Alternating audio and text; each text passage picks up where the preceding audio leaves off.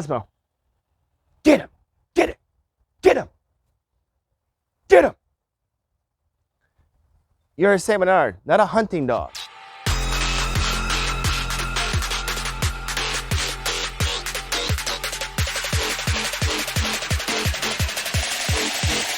Ooh, the sun's bright. I need like a stand to where I can put a light filter there to soften this up a little bit. Anyway, welcome back to the channel, folks. Today's video is on my new to me Generation 4 2018 Ford Expedition.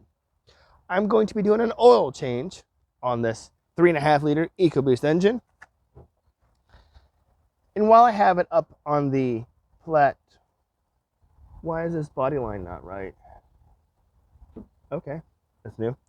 While I have it up on the platform, I'm going to be looking it over as an inspection since it is new to me. I'm going to look at the 10R80 transmission to see what's involved with changing the transmission fluid. Since I don't recall seeing a dipstick up top, this has 82,000 miles on it. Even though the owner's manual says that the fluid can go to 150,000 miles, yeah, I'm going to call bullshit on that one. And that might be why 10R80s are very problematic, my opinion. While it's also up here, I'm going to look at the front and the rear differentials to see what's going to be relatively involved in changing out those fluids. I also have a small coolant leak, but I don't have coolant in my driveway, and I don't have coolant in the oil. But it's going somewhere because in the last month, I've used a whole gallon of coolant already. So I need to trace that down too. With that out of the way, let's get underneath and see what I can find. One other item, when you're working on new vehicles like the Expedition, take the key fob out of your pocket and put it somewhere safe. The last thing you want to do is hit the remote start button and start the engine when you have the oil out of it, or when you're trying to replace a belt or whatever else it may be. FYI.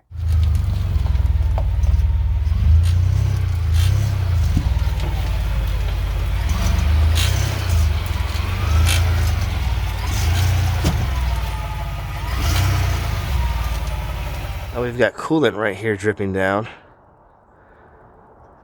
Yeah, it's watery. I wonder where that's coming from. Moving further back, we have a lot of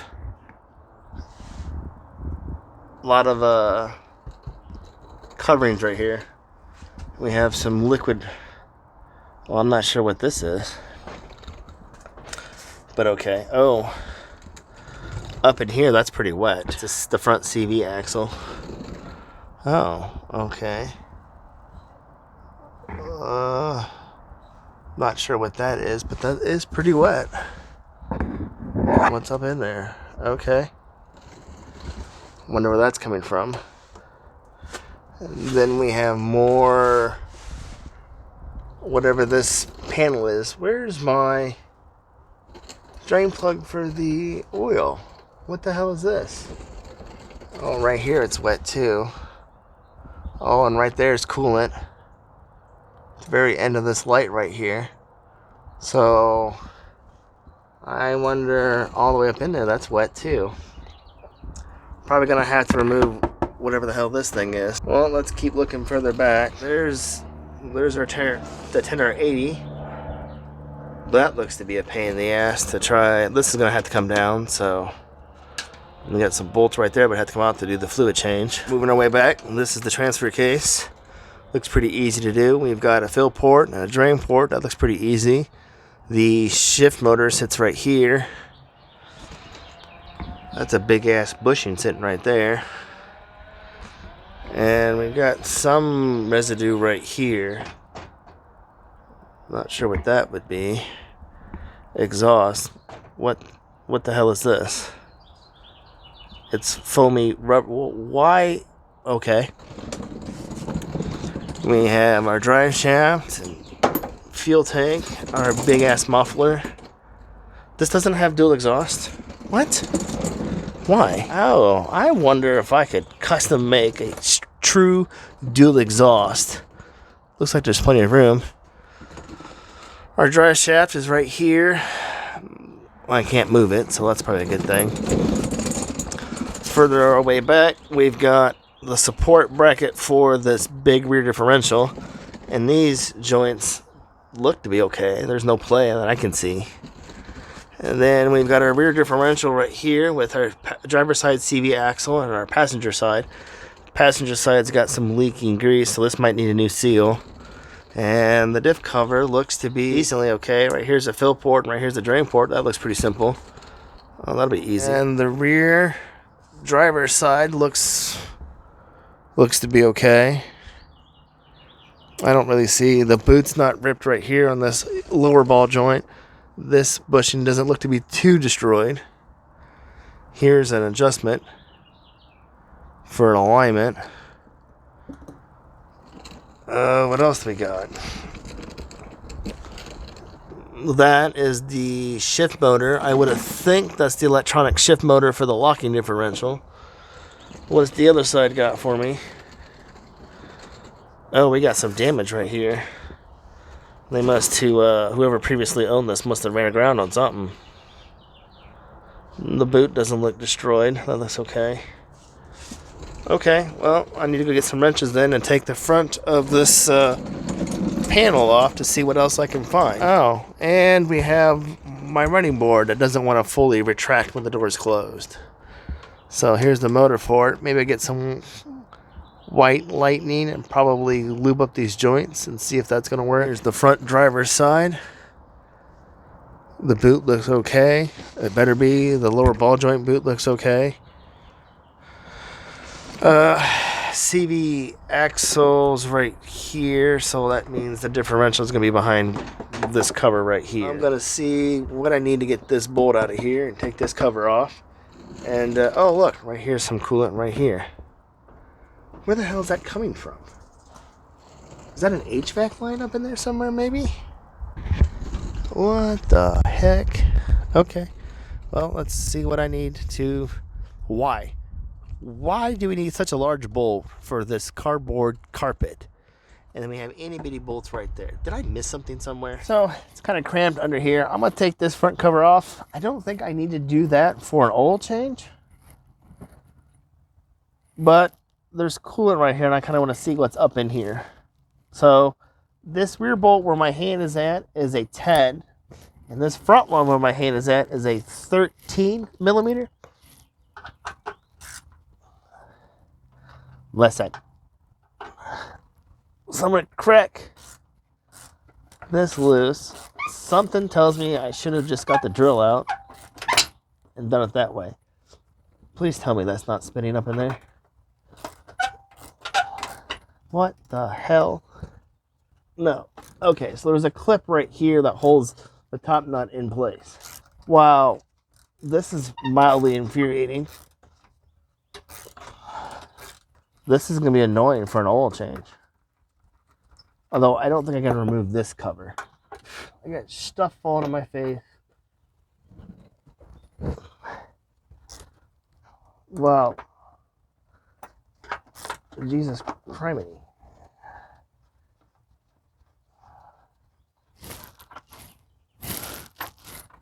And this rear bolt should be a size 8 millimeter. Oh.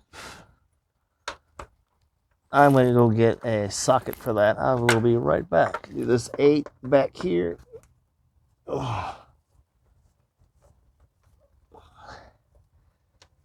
Wow. For being small bolts, there's a lot of resistance in pulling this bolt out. Oh. Well, that's mildly infuriating. I thought those would just zap out, but they didn't. Okay. So that part's done. Now I'm thinking this cover should kind of just fall out. Hey, it does. Kind of. Let's not be underneath of it dropping shit in my face, shall we? Okay, and that reveals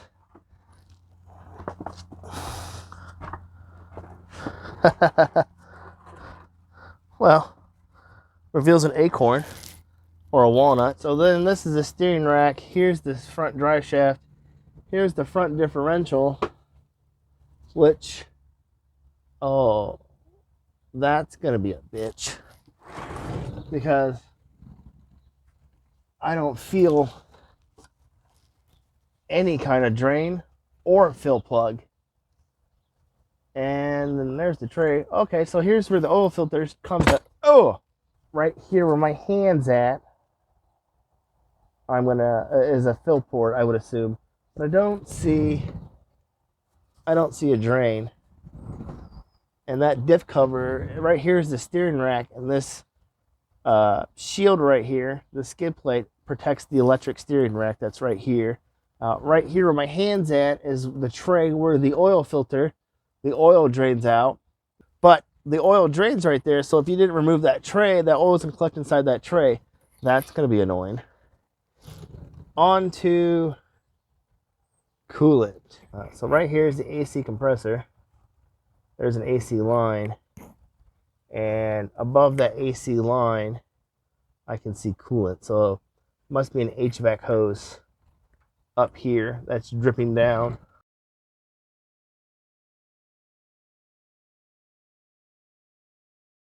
This panel looks to be just these two bolts and these two bolts.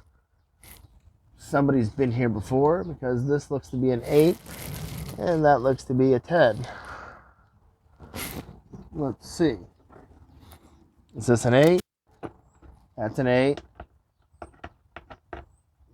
That's an 8. That's not an 8. And that's an 8. Interesting. So that's it. Oh my God. All of this for an oil change. If I got to pull this panel down, every damn oil change, I might leave this panel off. Another thought is if you take this, as this is a 4x4, if you do take this slightly off-road, this might get caught. Something might get caught up in there. Then you rip this panel off. I wonder, I'm curious, how many of you would just leave this thing off? I get under vehicle aerodynamics, but at least with the Flex, it was just clips and unscrew the clip and I was done. I didn't have to deal with this shit. I'm going to lose my patience. Okay, so they're captive inside this tray then. Ooh. Oh, that's interesting. Conversely, you could just leave these two bolts in, remove these two bolts, leave these two bolts in, remove these two bolts, and then the two rear bolts and the whole tray comes down as one unit. That might be annoying. Okay, well that one comes out, does that say 10? Does that say 10? Hey, we have a 10. Oh, well, that's going the wrong way.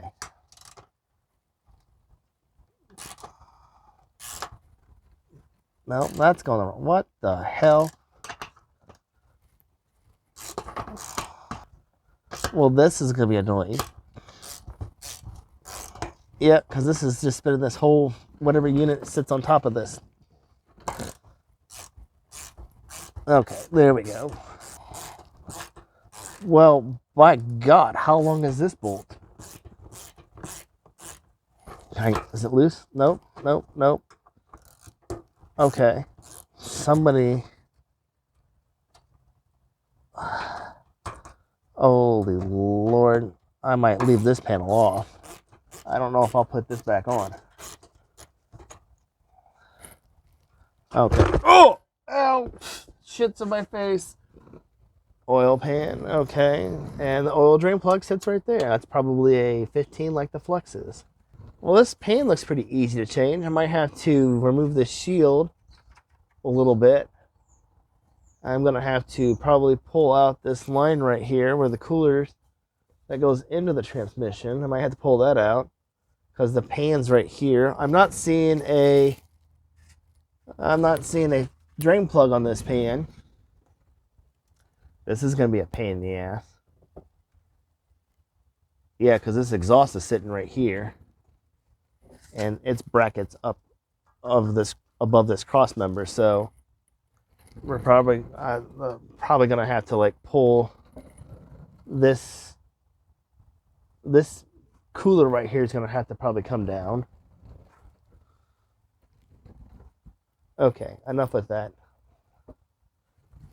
All right, let's get some napkins and change out this oil. Right here's the drain plug. So I'm thinking that this is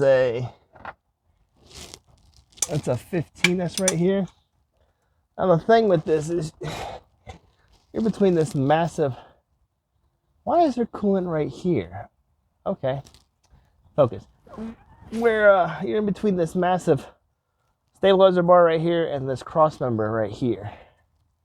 So when you loosen this bolt up, the oil's gonna come shooting this way, so be warned.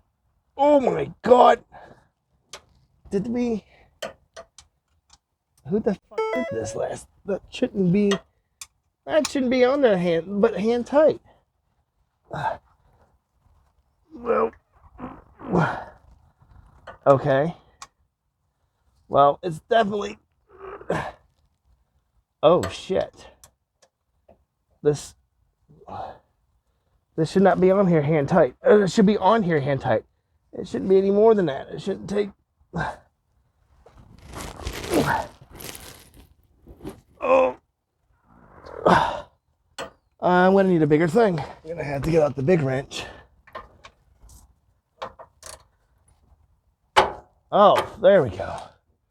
It was just extra tight. Can I go up and over this? We're gonna try and hit the hole here without being splashed in the face of oil.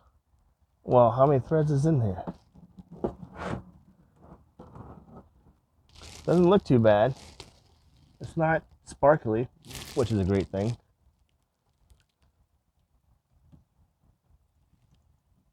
Now I'm changing this at 52% on the oil life monitor.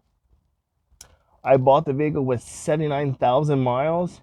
I'm currently at 82,000 miles.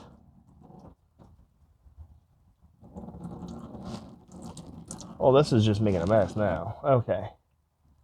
There we go. So our oil is looking pretty much done at this moment. Do you let it drain all the way out, or do you cap it like right there? What do you do? I'm gonna go and clean this up. Well, there's still plenty of oil coming out, that's for sure.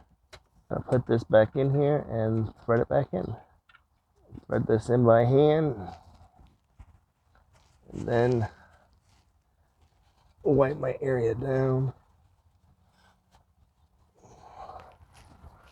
And then get a wrench and snug this up. Like so. Now we move over here where my wrench is at. Do the oil filter. Alright, now we're up. AC Delco. What the hell? What do you mean AC Delco? I bought this from a Chrysler dealership. Chrysler's Mopar. Which means the Chrysler dealership that got it from auction in December of 23 and it sat on their lot in January for a month before I got it. They didn't do an oil change. AC Delco was in a dealer, so either the previous owner did DIY oil changes or they went to a lube shop. But I thought those usually use Valvoline type oil filter. Interesting. Let's see if I can't get this off. Oh my God. Kind of in my way. Move my big ass head. I'm actually impressed that I'm sitting kind of Indian style. I might need a filter wrench. I don't think I'm making this move. And I have no idea what my dog is going on about. All right, one moment. If I can't get a position here, if I can't get this up in here to get this undone. Oh, okay. Now, oh man, filter shouldn't be on that tight. So cracking this loose, there's this tray right here. The oil is either gonna go back here or come out the front right here. And I sure as shit hope this is not cross-threaded.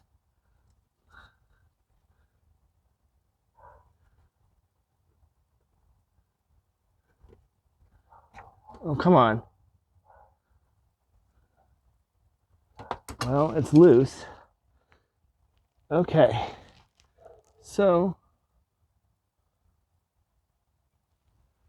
which way are we going? See the oil draining down? Nope. So it went out the back. So the oil is going to come out, oh, all over my flashlight, all over right here. Well, as long as it's not draining out this way, I don't have a pan right here.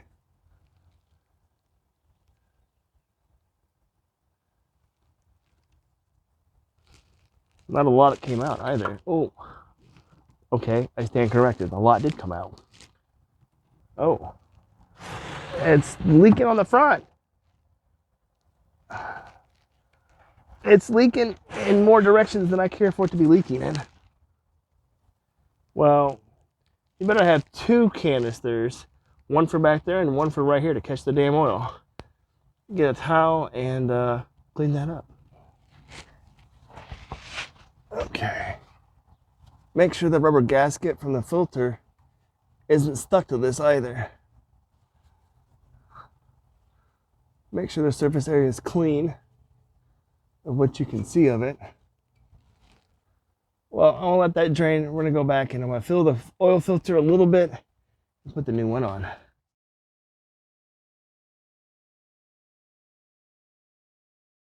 Well, how much oil does that cooler hold right there? Try and clean this up. Which doesn't seem to be like it's gonna happen, really.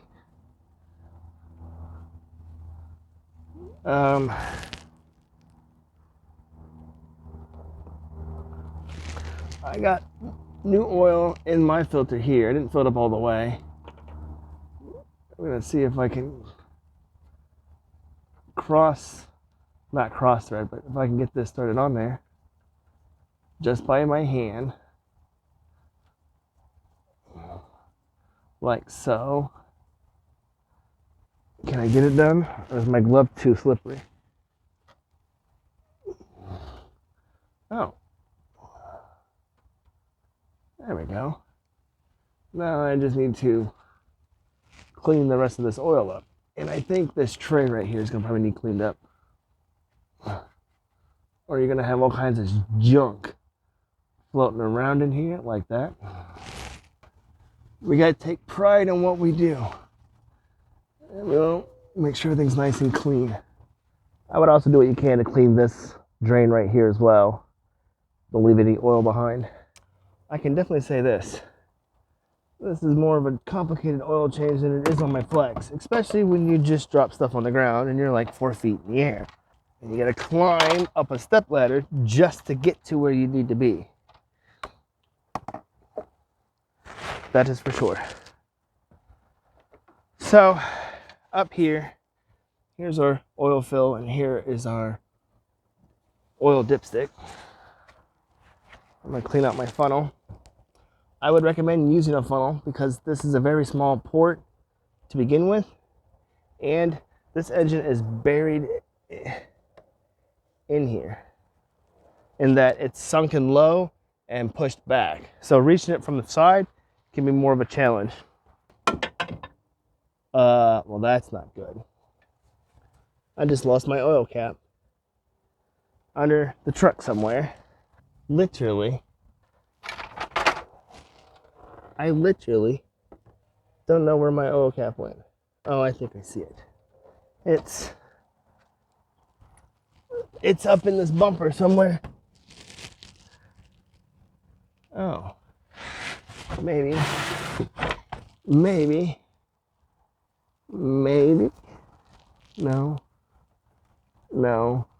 Well, where the hell did it go? Okay, now that I had to fish my oil cap out of the fucking bumper.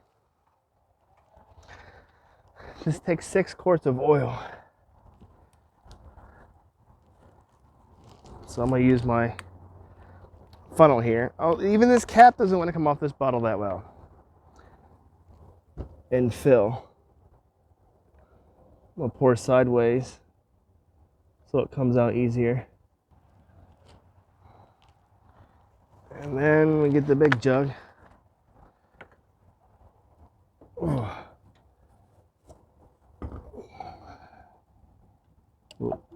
This is why you want to pour sideways, or try to anyway, so you minimize splashing.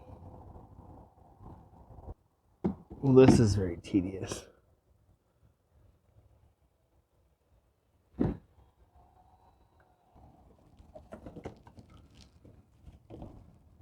All right. Now that I have that done, I'm going to go flood the vehicle to build oil pressure and then check my oil pressure. All the way down in here. Check the oil. Oh, okay. Holy crap. This is definitely a unique oil change. Oh, come on.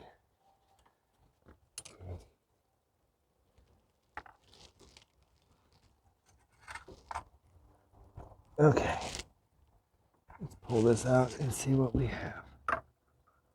And we're right here. 6 quarts did us in good. We're right at the very top, have the right where my finger's pointing at. So oil change is done.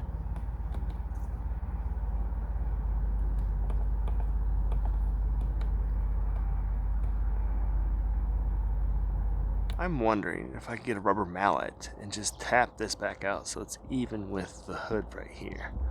The body line itself looks good. The hood's not crooked. And on this side, the body line looks good too. Even gap all the way down. So, yes, maybe I'll just get a rubber mallet and see if I can tap this corner out, but I might have to remove the headlight. Somebody, we're not going to point fingers, forgot to record closing thoughts on my inspection of my new to me Ford Expedition. On the differentials, the service of those looks pretty straightforward. The front, I'm going to assume I'm going to have to suck the fluid out of that fill hole, and then that's where I'm going to put the new fluid in. The rear looks pretty straightforward to access, but I have a rear locker. I'll have to reference Ford's procedure to see if I need friction modifier in the diff fluid or not, as I've never owned a truck like this before, so I'm going to have to educate myself on what I'm doing. The transfer case looks pretty straightforward to do. The transmission, that looks to be more involved. Removing the perimeter bolts to drop the pan, but before I do that, I have to drop the cooler as well. No drain plug, no fill plug, which means that could also be a very big mess. And I would assume where the cooler goes into the transmission case, that area is what I'm going to use to also fill the transmission back up with fluid. Again, I'm going to have to reference Ford's shop manual to see the correct way to do that. The running board, I think it's something to do with the pivot joint here and the one up front, that when the door's closed, this is how far up the running board goes before it stops. And I'm thinking there's probably some corrosion in this pivot joint or the other one that's giving enough resistance that trips out the electric motor as like a safety feature. Because when I open the door and then close it and push up with my foot, it then retracts. Or it could just be a bad motor. As for the coolant leak, at the end of my finger right here, there's this foil insulated hose, and I found it rubbing against the inlet side hose for the intercooler. And it looks like it rubbed through the insulation and started to go through the hose itself. So that's probably where the coolant drips that I found on the intake side of the intercooler came from. As for back here, I did find coolant here on top of the wastegate actuator at the end of my finger on the passenger side turbo, which leads me to believe that there's one of these T-junctions right here, this coolant hose is actually leaking and leaking all the way down. But right now it's 35 degrees outside and I don't feel like ripping all this piping out to see which hose is which. And I'm not sure if these hoses are going to be individual hoses at each of their connections, or if it's all one unit going all the way over. So underneath this T right here is that hose I was pointing at earlier that rubbed against this pipe at the end of my finger. Oh, what do we have here? Oh, I think I found my leak. So I think I got as good as I'm gonna get, but right here on the middle, at the end of my finger, the very edge of my finger, is the back hose of this hose setup right here. And you can see at the end of my finger, there's some white stuff, like dried up coolant perhaps. I wonder if that's been leaking a lot. So as you see right here, there's two T's, the front one right here and the rear one at the end of my finger. I think the rear one is the one that's leaking.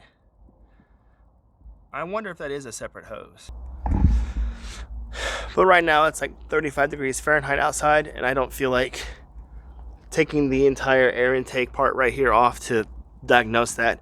I also might have to take off the passenger tire and go in the side to really see what's leaking right there. We'll save that project for another day. As for the oil change, I have to admit that going into this, I was slightly concerned that I would have to deal with that two-piece oil pan design that Ford had there for a minute, where it was a plastic oil pan and you had that plastic drain plug as well. And taking that belly pan off and seeing that I had an all-metal pan, I was happy at that point. The oil change itself looks pretty easy to do, pretty straightforward. I would recommend probably getting one of those step ladders, step stools that they have for trucks that put you up high so you can get up over the radiator, or you get a fender cover so you're not scratching your paint as you have to lean over to put the oil in, because this engine is pushed down and so far back, reaching where the oil fill port is going to be a challenge. And the oil filter itself was pretty easy to get to, plenty of room to get up in there. That belly pan, I put mine back on, but I think the next oil change, I'm gonna leave mine off. I don't see any purpose in it. I'm not an engineer, but it looks like it's just there for sound deadening material, or just to get caught on stuff and then get ripped away. Let me know in the comments on what you think. There's a scratch. That was a project. For more expedition content, click this playlist. For more content posted this year, click this playlist. And to subscribe to this channel, click here.